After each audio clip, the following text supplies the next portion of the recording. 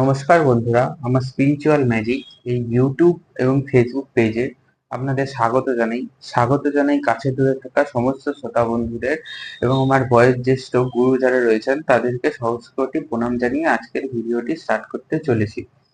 তা আজকের ভিডিওটি অন্য কোনো বিষয় না, গণেশ চতুর্থী।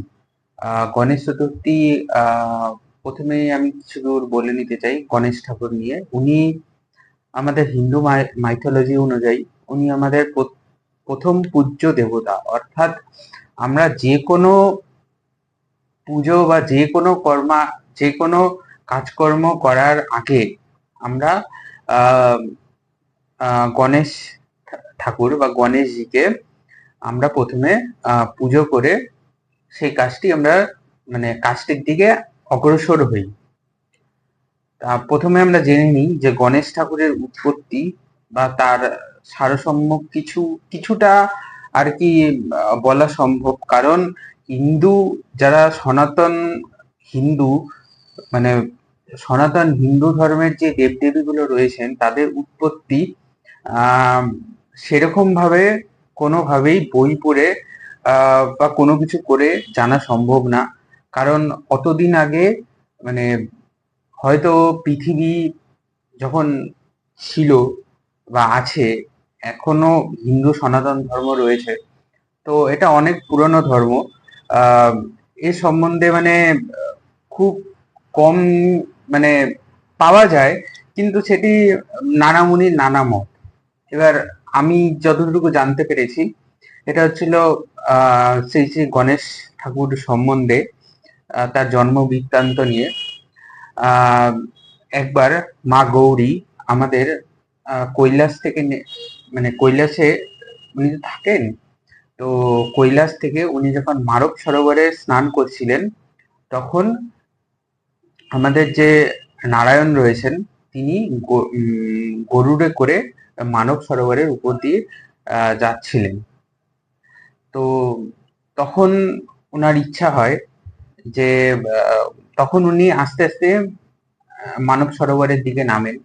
তো আহ, তারপরে দেবী যখন নিজের স্নান করছিলেন তখন কিছুটা আম, মানে লজ্জার মুখে পড়েন। তো তখন দেবী কিছুটা আম, রাগান্বিত হন যে এরকম আহ, আপনি এসেছেন কেন। তো সেই ক্ষেত্রে তখন শ্রী শ্রী নারায়ণ বলেন যে আমার ইচ্ছা যে মানে আপনি আমাকে গর্ভে ধরবেন। তো সেইখান থেকেই আমার আমি দু তিনটা যা গ্রন্থ পড়ে জানতে পেরেছি, সেখান থেকেই আমাদের শ্রী শ্রী গণেশ ঠাকুরের উৎপত্তি। আসলে গণেশ ঠাকুর কেউ নন, উনি সাক্ষাৎ নারায়ণ। তো এটা আমরা বলতে পারি। ওনার মোটামুটি এটা একটা গল্প বলা যেতে পারে। এবার তার উৎপত্তি কিভাবে বা তার জন্ম কিভাবে এটা বলাটা কোনোভাবেই সম্ভব না, কারণ এটার মধ্যে অনেক কিছু ব্যাপার রয়েছে। দু তিন জায়গায়, তিন চার জায়গায় তিন রকম চার রকম করে গল্প রয়েছে, বলাটা সম্ভব না। আহ যাই হোক, এরকম করে একটা মোটামুটি ধারণা পাওয়া যায়। এবার কালকে যেহেতু গণেশ চতুর্থীর আমি দুটো টোটকা দিচ্ছি। দুটো কি একটা টোটকা দিচ্ছি, যেটা পসিবল হয় আপনারা করতে পারেন। প্রথম টোটকা, আপনারা কালকে গণেশ পুজো করবেন এবং গণেশ ঠাকুরকে অবশ্যই অবশ্যই দুর্ব ঘাস যেটা রয়েছে সেটি প্রদান করবেন।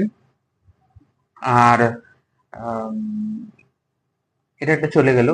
আরেকটা, গণেশ ঠাকুর যেহেতু কালকে গণেশ চতুর্থী সেহেতু স্পেশাল এটা।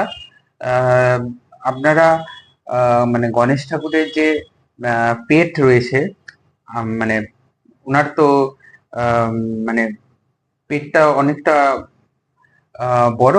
তো সেই ক্ষেত্রে ওনার পেটে একটু সুশ্রী দিবেন। তো তিনি খুব আহ সেই ক্ষেত্রে খুব মজা পান।